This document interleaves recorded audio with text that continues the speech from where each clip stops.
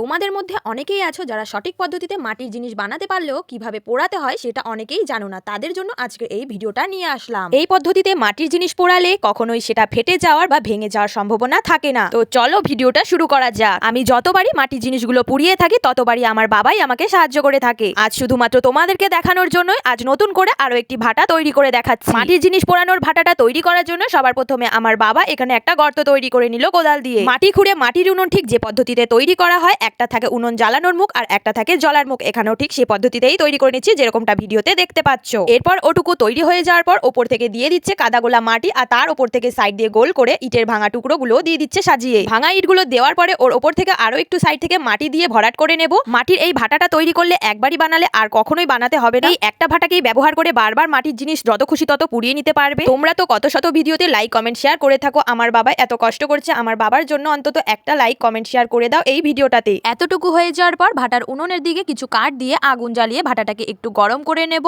এটা করা হয় ভাটার কাঁচা ভাবটাকে একটু দূর করার জন্য। ভাটার মুখে আগুন জ্বালিয়ে নেওয়াটা খুবই প্রয়োজনীয়, আর এটা না করলে ভালো করে মাটির জিনিসগুলো পুড়বে না। এবার আগুনটা নিভিয়ে তার উপর থেকে আবারও কিছু ইট দিয়ে সাজিয়ে নেব গোল করে। অবশ্যই ইটগুলো একটু ফাঁকা ফাঁকা করে সাজাতে হবে, আর তার উপর থেকে দিয়ে দেবো কিছু টালি ভাঙা। আর এই পদ্ধতিতে যদি কেউ মাটির জিনিস পোড়াতে চাও তাহলে ভিডিওতে ঠিক যে পদ্ধতিতে দেখাচ্ছি সেই পদ্ধতিতেই করতে হবে, না হলে কিন্তু হবে না। আর এই টালিগুলোকে ঠিক এমন ভাবেই সাজাতে হবে যাতে তার উপর থেকে মাটির জিনিসগুলো দেওয়া যায়। অবশ্যই মাটির জিনিসগুলো দেওয়ার আগে তার আগে কিছু গাছের ছাল তার উপরে সাজিয়ে দিতে হবে। আর এগুলো দেওয়ার কারণ হলো মাটির জিনিসগুলো ভালো করে আগুন পাবে। এরপর ছালগুলো বিছিয়ে দেওয়ার পর একে একে মাটির সমস্ত আমার হাতে বানানো যত জিনিস আছে সব একে একে সাজিয়ে দেবো এর উপর থেকে। এক্ষেত্রে নিজের কায়দা মতোই সাজাতে হবে যাতে কোনোটার সাথে কোনোটা লেগে ভেঙে যাওয়ার সম্ভাবনা না থাকে। আমি সাধারণত মাটির জিনিসগুলো পোড়াই না, আমার বাবাই আমাকে সাহায্য করে, তাই জন্য আমার বাবা দেখো একে একে কত সুন্দরভাবে এক একটা করে সাজিয়ে রাখছে। প্রথম লেয়ারে দিতে হবে যেগুলো একটু বড় সাইজের জিনিস সেগুলোকে, আর তার উপর থেকে ছোটখাটো জিনিসগুলো দিয়ে সাজিয়ে নিতে হবে, আর তার উপর থেকে আবারও কিছু ছাল দিয়ে ঘিরে নেব পুরোটা। এরপর সমস্ত কিছু সাজানো হয়ে যাওয়ার পর তার উপর থেকে দিয়ে দেবো এই তুলোটা।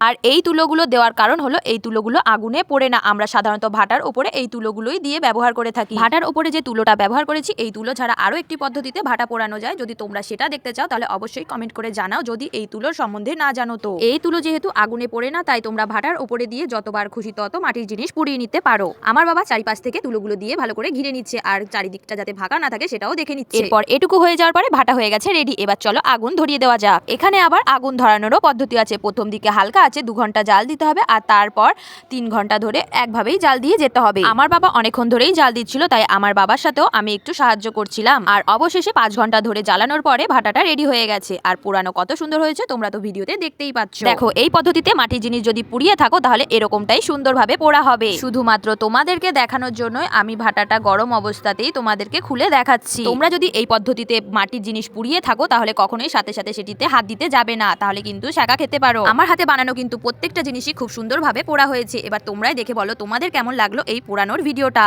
আর ভিডিওটা ভালো লাগলে অবশ্যই একটা লাইক কমেন্ট শেয়ার অবশ্যই করে দিও। চলো বাই।